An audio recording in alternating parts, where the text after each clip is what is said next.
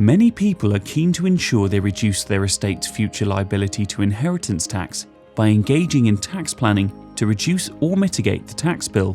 The tax planning is a very important aspect, but it is just that, an aspect. In reality, there is much to be said for looking at this differently. Think about estate planning first, with tax planning second. The two are symbiotic, but should be led by estate planning. How does estate planning differ from inheritance tax planning? And how can you go about making sure you find the best solution for your situation? Estate planning is about taking steps to protect your estate for future generations, not especially about reducing tax. For example, many people want to ensure their wealth and assets are protected for their bloodline. They want to protect against children inheriting part of their wealth, then in the future being subjected to a divorce or bankruptcy, and part of the wealth disappearing for the benefit of the ex-spouse. In the case of bankruptcy, this will be for the benefit of creditors.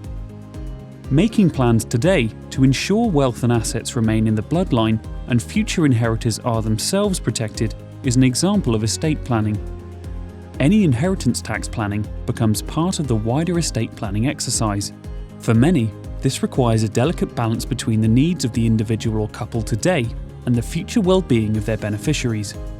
Leaving a legacy which is not unnecessarily reduced by future taxation is a desire many people have, but they don't want to leave themselves short in their own lifetime.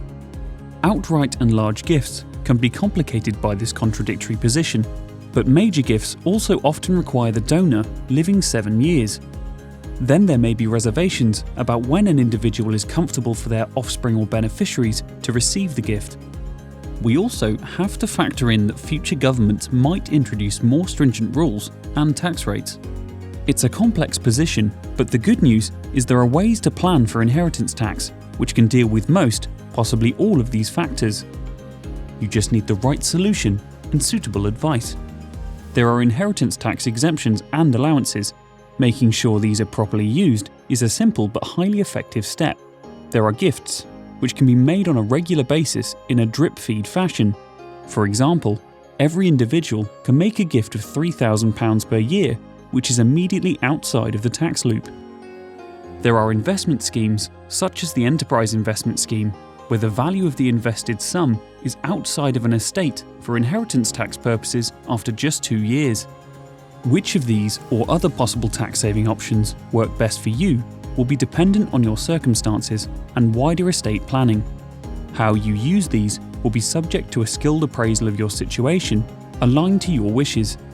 The key is to make sure the estate planning and inheritance tax planning are coordinated into a plan which meets all your requirements, both short and long term.